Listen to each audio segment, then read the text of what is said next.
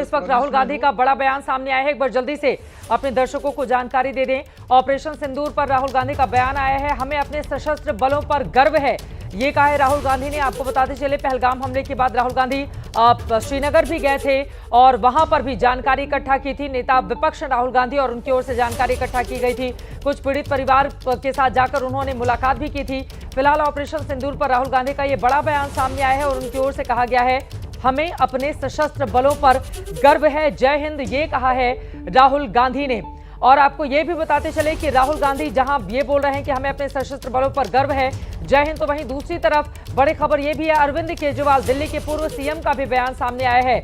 उन्होंने बयान क्या दिया है वो भी आपको हम दिखाने जा रहे हैं। एक तरफ भारतीय सेना और वीर जवानों पर गर्व है, ये कहा है दिल्ली के पूर्व सीएम ने, हमें भारतीय सेना और वीर जवानों पर गर्व है। आतंकवाद के खिलाफ भारतीय सेना के साथ खड़े हैं। भारतीय सेना का साहस हर देशवासी का विश्वास है, हम सब साथ हैं, आतंकवाद के खिलाफ एकजुट हैं, ये कहा है अरविंद केजरीवाल ने। अब जब बड़े नेताओं के इस तरह के बयान सामने आ रहे हैं तो मुझे सर्जिकल स्ट्राइक का वो वाकया भी याद आता है, जब खुद अरविंद केजरीवाल की ओर से सर्जिकल स्ट्राइक के सबूत मांगे गए थे और बुरी तरह से दिल्ली के उस समय तत्कालीन सीएम घिर गए थे।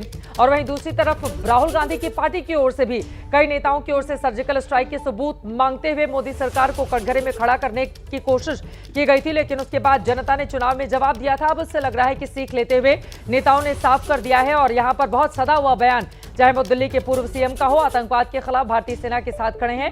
केजरीवाल बोल रहे हैं भारतीय सेना का साहस हर देशवासी का विश्वास है और हम साथ हैं, आतंकवाद के खिलाफ एकजुट हैं। और राहुल गांधी भी यहां पर जय हिंद करते हुए जो हिंद की सेना है उसके साथ, और यही मौजूदा वक्त की जरूरत भी है मेघा, कि जब देश पर हमला हो, क्योंकि वो 26 नागरिक नहीं थे, वो देश के अलग अलग हिस्सों के रहने वाले लोग थे, वो हमारे लिए एक मिनी भारत को वो वहां पर पहलगाम में जाकर रिप्रेजेंट कर रहे थे। तो जब भारत पर हमला किया जाए तो भारत भी पूरी तरह से एकजुट होकर उसका जवाब दे, और कम से कम आज इस स्ट्राइक के बाद एक एकजुटता का संदेश भी निकलकर सामने आ रहा है। बिल्कुल बिल्कुल चित्रा, देखिए इस बार थोड़ी समझदारी से, थोड़ी जिम्मेदारी से ये बयान जो आए हैं, राहुल गांधी के बयान हो या अरविंद केजरीवाल के बयान हो, और ये वही नेता हैं, माफ कीजिएगा चित्रा, ये वही नेता हैं जिन्होंने मजाक उड़ाया था, जिन्होंने सबूत मांगा था बालाकोट एयर स्ट्राइक का। लेकिन इस बार एक तो देखिए, जब आप ऐसी चीज़ों पर पॉलिटिक्स करते हैं ना तो देश भी माफ़ नहीं करता है, और इसका खामियाजा उन लोगों को भुगतना पड़ा था। मुंह के बल गिरे थे जब उन्होंने सवाल किए थे नरेंद्र मोदी जी से 2019 में बालाकोट एयर स्ट्राइक्स के बाद में, मजाक उड़ाया था, और फिर इलेक्शंस में क्या हुआ वो सबने देखा।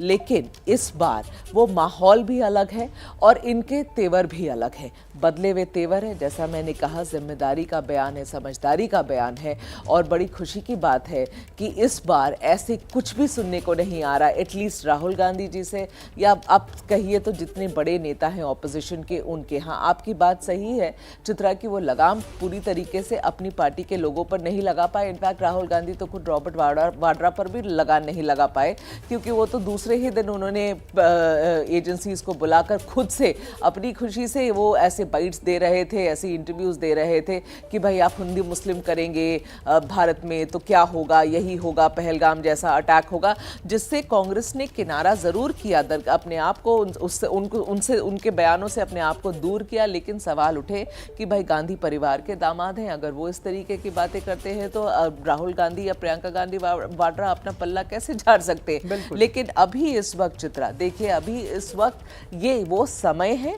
जब आप सबको एक साथ, हम सबको एक साथ खड़े रहने की जरूरत है। और ये खड़े सरकार के साथ दिख रहे, ना तो ये सरकार से सवाल पूछ रहे हैं, ना सरकार से सबूत मांग रहे हैं, सिर्फ ये कह रहे हैं कि हम एक साथ खड़े हैं, जो सरकार कदम उठाएगी हम उनके साथ कदम से कदम मिलाकर आगे चलेंगे। तो ये बहुत सही बयान अभी आ रहे हैं, एकजुट हैं। केजरीवाल जी कहते हैं जय हिंद, राहुल गांधी जी कहते हैं, और अभी नरेंद्र मोदी जी को भी इसी तरीके की साथ की जरूरत